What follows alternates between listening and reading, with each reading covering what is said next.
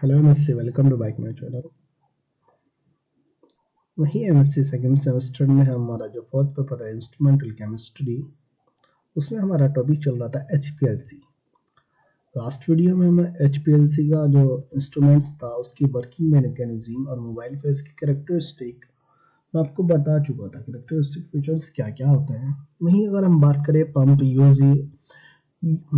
Use in HPLC, pump का use HPLC में क्या होता है और कितने टाइप के पंप का यूज किया जाता है, कॉलम कितने टाइप के होते हैं, फिर उसमें स्टेशनरी वगैरह का यूज किस तरीके से किया जाता है और प्रेशर पे क्या इफेक्ट पड़ता है। प्रेशर, क्योंकि हाई प्रेशर लिक्विड क्रोमेटोग्राफी है, उसके अकॉर्डिंग हमें स्टेशनरी फेज भी लेनी पड़ती है, उसके अकॉर्डिंग मोबाइल फेज भी लेनी पड़ती है, उसके अकॉर्डिंग कॉलम भी लेने पड़ते हैं, उसके अकॉर्डिंग हमें पंप का यूज किया जाता है। हालांकि एक पूरा प्रोसेस होता है जिसमें एक्चुअल में जो आप लेते हो एचपीएलसी लोगे तो उसमें सारी चीजें लगी हुई आती है, लेकिन फिर भी नॉलेज के लिए ये चीज जो आपकी थियोरेटिकल है, जो एग्जाम है, तो उसमें टाइप ऑफ पंप्स का भी क्वेश्चन आ जाता है, या use of pump in HPLC की पंप का यूज एचपीएलसी में क्या होता है तो आ जाता है। तो हम अभी यही हमारा जो एचपीएलसी से ही कनेक्ट है, अभी पूरा टॉपिक नहीं हुआ है वो। एचपीएलसी के हम पंप के यूज की बात करते हैं। सबसे पहले हम बात करते हैं type of pump in HPLC. HPLC में मेनी टाइप के पंप का यूज किया जाता है। There are three type of pumps in HPLC. Displacement pumps use in isocratic solution. अब देखिए, जो डिस्प्लेसमेंट पंप होते हैं वो आइसोक्रेटिक सॉल्यूशन में यूज किए जाते हैं। आइसोक्रेटिक जो टेक्निक थी मोड था, उसमें डिस्प्लेसमेंट पंप का यूज किया जाता है, जिसमें से मोबाइल फेस को हमें खुद प्रिपेयर करना पड़ता था। लेकिन हम जो अब मॉडर्न के टाइम में जो आप अब यूज की जा रही है 2023, 2024, 2020, तो ग्रेडियंट मोड के एचपीएलसी यूज की जा रही है। उसमें मोबाइल फेस ऑटोमेटिकली प्रिपेयर हो जाती है, बस सॉल्वेंट लिए जाते हैं, वो ऑटोमेटिकली उसको मिक्स कर लेता है। मिक्स करने के बाद पंप के द्वारा इसे प्रेस करता है तो जो गार्ड कॉलम होता है वो इम्प्योरिटीज को रिमूव करके एक मोबाइल फेस बना लेता है। फिर मोबाइल फेस सैंपल के साथ स्टेशनरी फेस में पहुंच जाती है। स्टेशनरी फेस में पहुंचने के बाद वो कंपोनेंट को सेपरेट कर लेती है।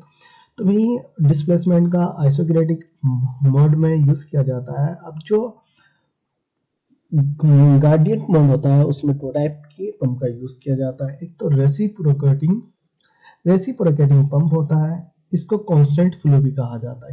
कांस्टेंट फ्लो भी कहा जाता है। इसमें हाई प्रेशर की नीड होती है। देखिए, कांस्टेंट फ्लो जो होता है, जो फ्लो होता है, रेट ऑफ फ्लो, जो कंपोनेंट का रेट ऑफ फ्लो होता है, जब प्रेशर के साथ आपकी मोबाइल फेज भी जाती है और सैंपल भी जाता है प्रेशर के साथ। अब जब वो स्टेशनरी फेज में पहुंचता है तो इसका जो प्रेशर होता है वो तो कांस्टेंट, जो फ्लो होता है वो तो कांस्टेंट होता है। तो प्रेशर इंक्रीज या डिक्रीज भी हो सकता है, लेकिन जो उसका रेट ऑफ फ्लो होगा वो कांस्टेंट होता है। मतलब अगर मान लीजिए वो 2 की स्पीड से, 3 की स्पीड से, 5 की स्पीड से, जितनी स्पीड से वो बह रहा है ना, तो कांस्टेंट है, उतनी स्पीड से ही जाएगा। प्रेशर इंक्रीज या डिक्रीज हो सकता है। यही उसके बाद अगर हम बात करें न्यूपेडिक पंप जो होता है वो कांस्टेंट प्रेशर पंप होता है। न्यूपेडिक पंप को कांस्टेंट प्रेशर पंप कहा जाता है।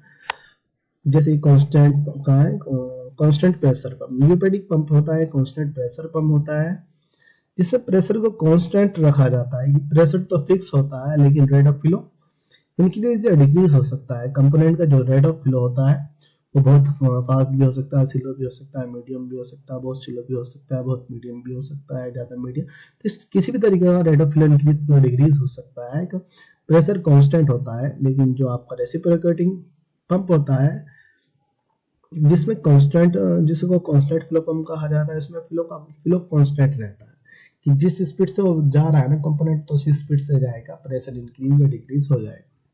वहीं अगर हम बात करते हैं कि पंप का यूज किस लिए किया जाता है एचपीएलसी में पंप का यूज प्रेशर को इंक्रीज करने के लिए किया जाता है। मोबाइल फेस के प्रेशर को इंक्रीज करने के लिए, increase the pressure of mobile face,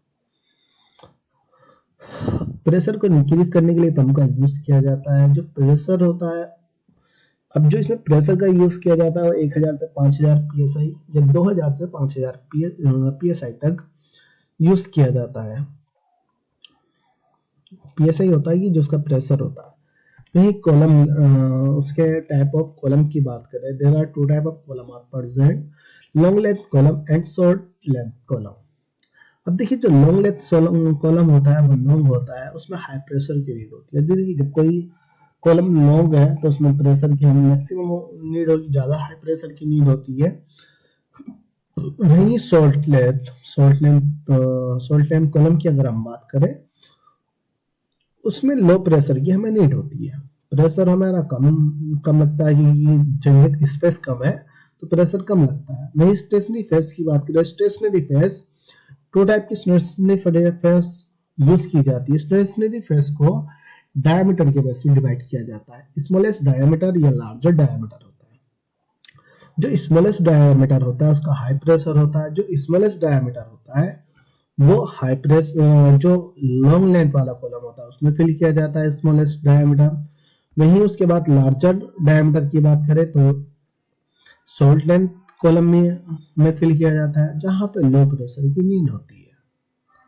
मान लीजिए किसी में डायमीटर इस तरीके का यूज किया जा रहा है जिसमें लार्ज डायमीटर है, लार्ज, जिस स्टेशनरी फेस का जो डायमीटर है वो लार्ज है, स्टेशनरी फेस के जो देखते हैं मान लीजिए दाने दाने से होते हैं तो स्टेशनरी फेस के जो डायमीटर है वो लार्ज है और वो लॉन्ग लेंथ वाले कॉलम में फिल है तो उसमें प्रेशर की तब भी हाई नीड होगी।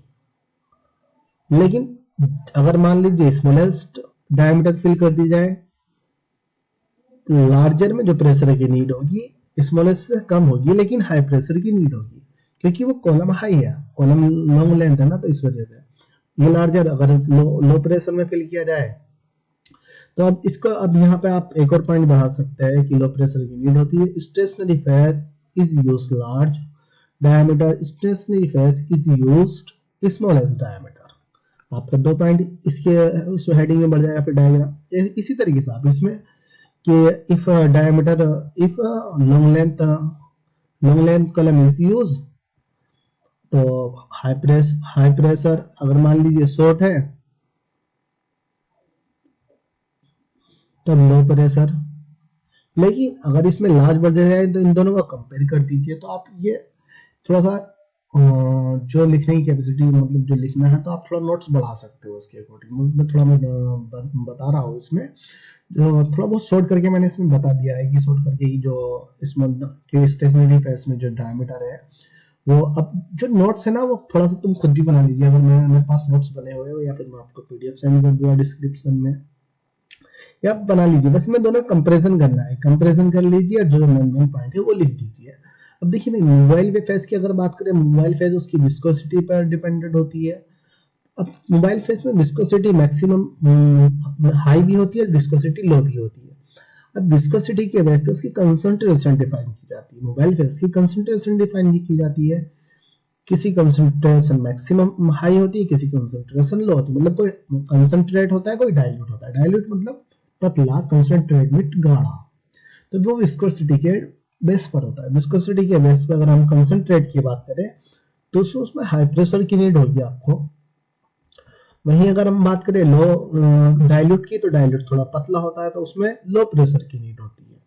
तो उसने बताया कि मोबाइल फेस भी प्रेशर पर डिपेंडेंट होती है। अगर डाइल्यूट मोबाइल फेस होगी तो लो प्रेशर की नीड होगी, वहीं अगर कंसंट्रेट मोबाइल फेस होगी तो हाई प्रेशर की नीड होती है।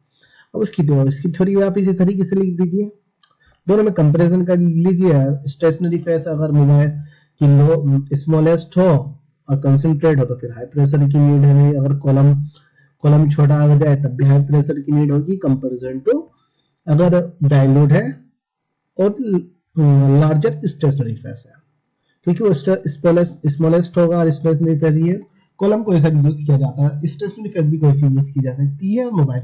तो आपको अपने थोड़ा सा थ्योरी आप अपने अकॉर्डिंग भी इसको लिख सकते हो। थ्योरी में कोई बहुत बड़ा वो नहीं, बस इसमें कंपैरिजन करना है कि कॉलम में कौन सी स्टेशनरी फेस होगी तो कितना प्रेशर यूज होता है, मोबाइल फेस कौन यूज होगी तो कितना प्रेशर होता है। अगर दोनों में बहुत ऐसी कंडीशन आएगी जहां मान लीजिए कि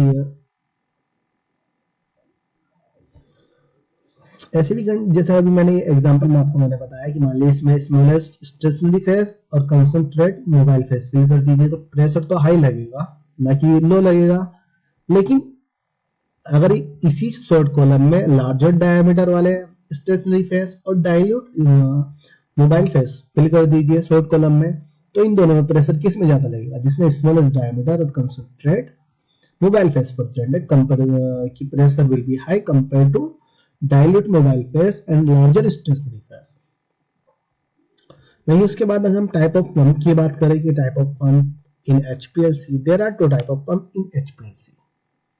अब जो HPLC है ना, ग्रेडियंट मोड वाली HPLC है, there are two type of pump, pneumatic pump and reciprocating pump.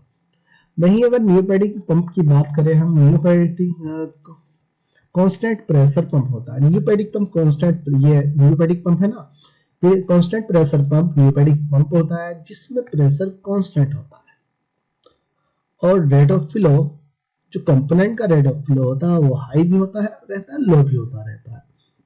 बस ये थ्योरी में लिखना है आपको। There are two type of pump, pneumatic pump and reciprocating pump, या कांस्टेंट प्रेशर पंप या constant flow pump. In the constant pressure pump, pressure will be constant or rate of flow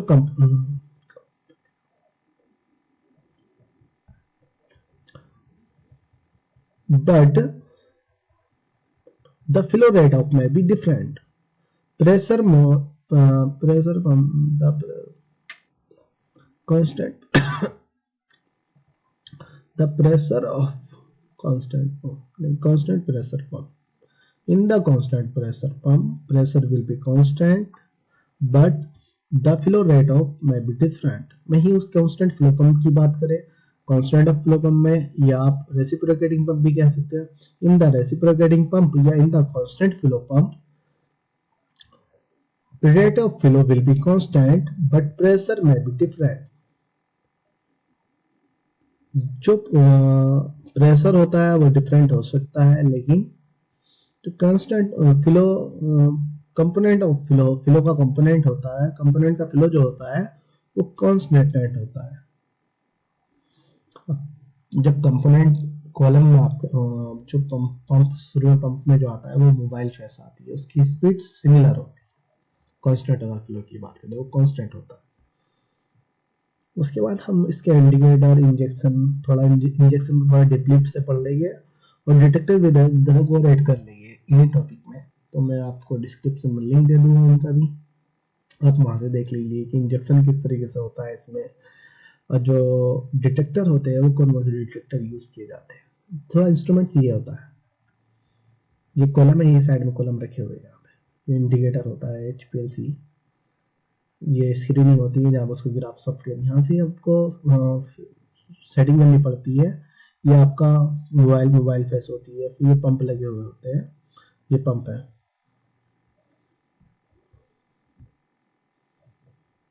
ये manual injector है, column, detector आ गया, pump आ गया, detector हो गया, ये mobile face ऊपर रखी हुई।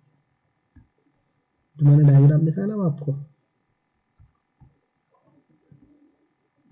थोड़ा वो डायग्राम ही है। सॉल्वेंट मोबाइल फेस, जैसे मोबाइल फेस होती है, फिर उसको डिगेसर के द्वारा गैस को रिमूव कर दिया जाता है। जो हाई पंप होता है,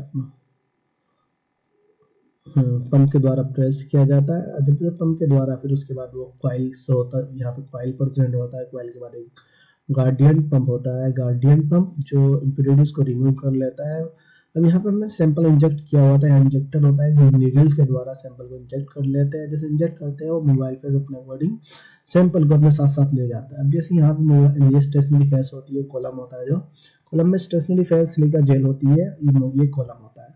जैसे कॉलम में एंटर करता है तो उसके जो प्रेशर होता है, प्रेशर के अकॉर्डिंग तो कंपोनेंट यहाँ से तो एक फ्लो में जा रहा है, लेकिन स्टेशनरी फेस में जाके उसकी एफिनिटी के बेस पे जो अट्रैक्शन होता है, किसी के साथ मोबाइल फेस के साथ ज्यादा होता है, किसी का स्टेशनरी फेस के साथ ज्यादा होता है, किसी का दोनों के साथ इक्वल होता है, तो 2-3 भाग में डिवाइडेड हो जाता है। इस कंपोनेंट का जो एफिनिटी है, जो अट्रैक्शन है, मोबाइल फेस के साथ ज्यादा है, इसलिए वो हाई स्पीड में जा रहा है। इसका मिडल में है, 50-50% मान लीजिए, इसलिए वो बीच में है। इसका स्टेशनरी फेस का अट्रैक्शन ज़्यादा है, इसलिए बहुत स्लो उसमें जा रहा है। प्रेशर इंक्रीज होता रहेगा तो ये एक टाइम में यहाँ पे आ जाएगा। फिर उसके बाद ये डिटेक्टर में पहुंच जाता है।